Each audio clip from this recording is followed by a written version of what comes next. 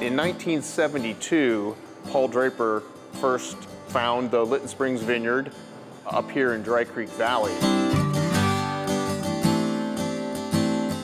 Dry Creek is one of the viticultural areas which is right next to Alexander Valley and the Russian River.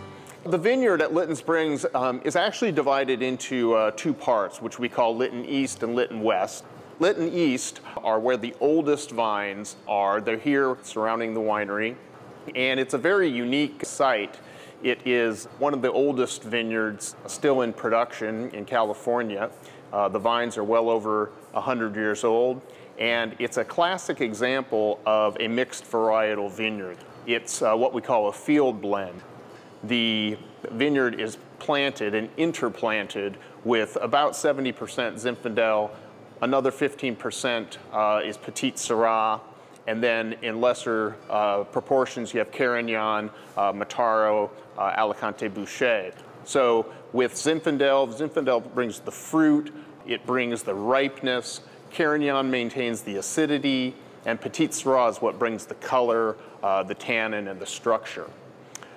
Across the road, west of the winery, what we call Lytton West, we have the other half of Lytton Springs vineyard. And there we have a number of different expositions.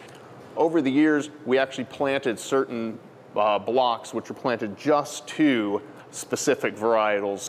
And that allows us to then use those almost like a spice rack when we're blending the wine. It's fairly warm. The soils here at Lytton Springs, sort of gravelly, loam, fair amount of clay, which lends itself to making wines that are fairly structured. It's a classic, perfect growing conditions for varietals such as Zinfandel, Petite Syrah, and Carignan.